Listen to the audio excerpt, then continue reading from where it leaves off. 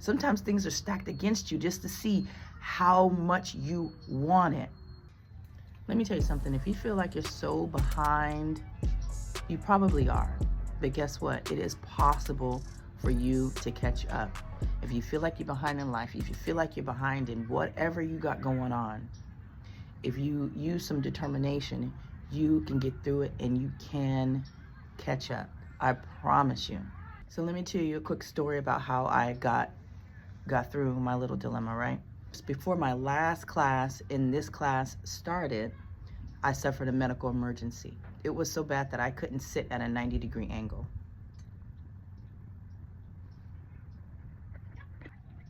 I'm in my bed, laying down flat with my laptop faced this way in order to read my assignments. I'm having to wait until I've taken some pain medication to set my laptop up on my dresser at a waist level to where I could type and read and things like that. It was horrible. That's how my last class ended before my new class was starting a week later. As my new week started, the government shutdown has started. I couldn't get my books. So for the first 4 assignments, I was only able to submit 1 out of the 4. So I had a D average, and that's because I couldn't get my books because the VA pays for my books. Even when I tried to pay for the books out of my own pocket, the system would not allow me to. My teacher says, hey, I see what you got going on. Go ahead and contact your school advisor. Let them know what's going on so that I can give you some extensions, etc. Guess what? The school advisor wasn't answering. My VA rep wasn't answering. My even VA counselor on the outside wasn't responding to anything because everything was shut down.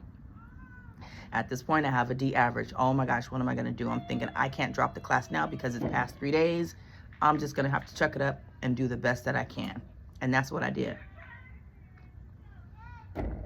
Rather than looking at it from a situation of, woe is me, there's nothing I could do, I said, you know what, I'm just going to do everything that I can and make sure that I get A's on everything. That way I can bring my grade up to at least a B, maybe, right? Of course, deep down inside, I want an A because that's just who I am, right? I'm competitive, but guess what? I am competitive with self, not with anybody else, with self. That's why I always give God the glory and the honor and the praise for waking me up every morning, because that's giving me a chance to be better today than I was yesterday. Me, not you, not you, not you, me, right? So I'm in competition with myself, and I'm like, I got to do the best that I can. Not to mention that my professor is a Black woman who's got her PhD and she's working on a book. So I'm like, yo, I can't let this lady see me slacking, right? So I'm being determining. I'm getting A's on all of my assignments, but guess what? Towards the very end of the course, I had 1 assignment left. And my average at that point was at 89.14. So I said, dang it, I gotta get an A on this last assignment. Now, mind you, all of the assignments after the 4 that I had missed were A's except for 1. I got an 88% on that. And that's because I wasn't following instructions right? So this last assignment was a vlog. And I said, okay, she's already told me what I need to do on the last 3 vlogs that I've sent her. I was either overtime or I was reading from a script or something else, right? I said, I'm gonna go back and I'm gonna look at all the feedback from the last ones. I'm gonna make sure that I stay within the guidelines so I can get the highest possible grade, right?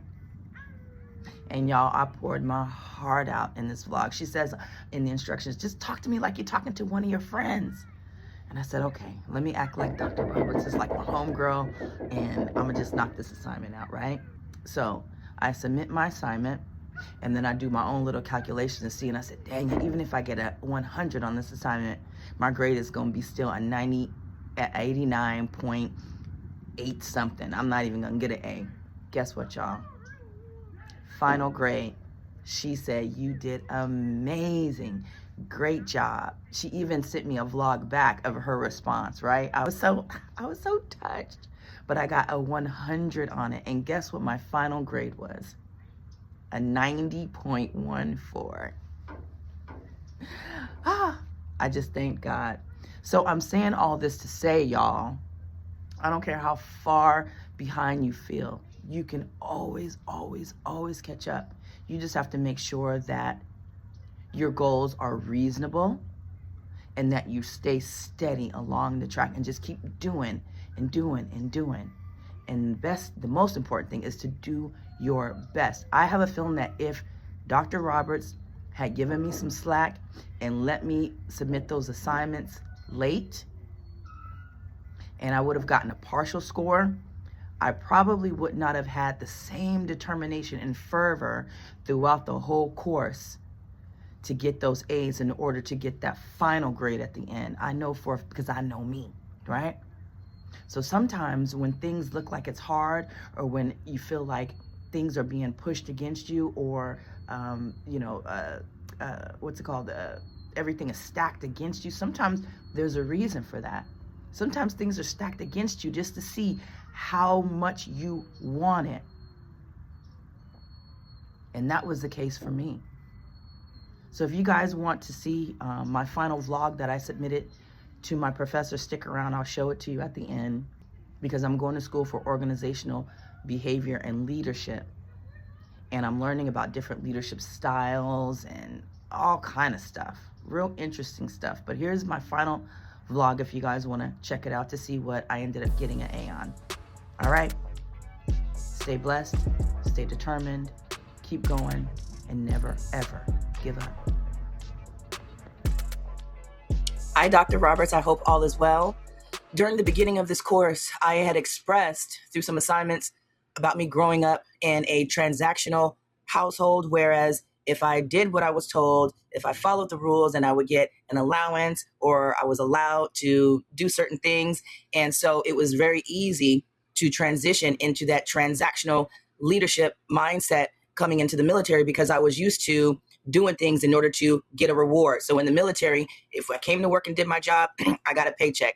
If I did my job well, I might get a reward for it, like a medal or a decoration. And if I did my job exceptionally well and tested good, I would get a promotion, which meant more money. So I was always used to that transactional mindset. And then when I myself became a leader, I then adopted that same leadership style. As long as my subordinates came to work and did their job, that's all. Just come and just do your job. Just do what I tell you to do, and everything will be fine, But around my 12-year mark in the military, I became bored and just was feeling very unfulfilled. And I had to get reblued, if you would. In the Air Force, we call it reblued, when you find your purpose, or you find, what it is that's going to drive you to retirement or to that next level. And so I finally figured out that mentorship was really my thing. So I became a transformational leader without knowing that transformational leadership was even a thing. I started taking some of my subordinates aside and mentoring them with their finances and helping them do budgets, and just talking to them, because transformational leaders are concerned with people's emotions and the things that they are going through. Through this course, I learned about adaptive leadership, whereas I liken adaptive leadership with meeting people where they are, not necessarily accepting them for where they are, because their mindset may be down in the dumps, but just understanding where they are, taking the time to figure out how they got there, and then finding out what it is they actually want to do in life, where they see themselves, and then helping to pull them up to face those challenges.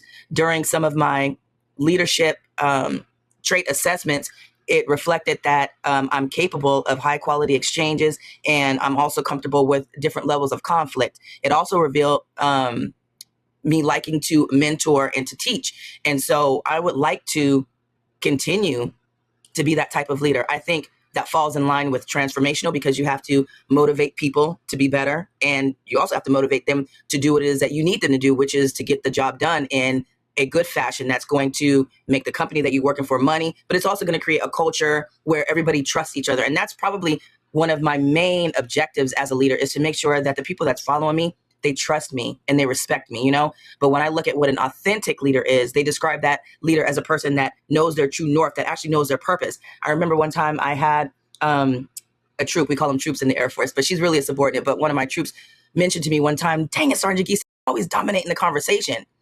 And I never knew that. It was a blind spot about me. And I was so embarrassed, but I'm glad that she said it, because I never did it again. I learned to stop and listen rather than to react or cutting people off, But authentic leaders know their blind spots. Authentic leaders are self-aware. I want to be more self-aware. I want to know who I am at the core. That way I can notice things in other people and help them get to a better place, a place to where they themselves can become authentic leaders. But I believe that An authentic leader encompasses all of the leadership styles: a genuine leader, a transformational leader, a transactional leader, an adaptive leader. That's the type of leader I want to be. Right now, I am a mother. I am not working. I'm only in school. So I think being in school, this gives me the opportunity to step up and show some of those characteristics just within the group settings, within our group assignments, and how I operate and communicate with everybody else within the group. And then eventually, once I graduate and I start back in the workforce, I can implement all of the things that I'm learning just here at specifically some of the values that good, authentic leaders hold. So that is my goal. I will tell you that when I first started this course, I said to myself, oh my gosh, this is harder than the last one. And that's what I said about the last course. I said, this one is harder than the last one. But as I dug in there and took the time to just stop, read, ingest what is going on, and figure out what's going on, and then even bounce off of you, to get clarification, I figured it out. And it was smooth sailing after that. Was it easy? No. But I'm grateful because it challenged me. I learned new applications, systems I've never thought I would ever use. I'm like, why do I need to know that? But as we did it, I understand why, So I am grateful to you. I'm grateful for your guidance. And I can't wait to buy your book when it finally does come out. Thank you and God bless.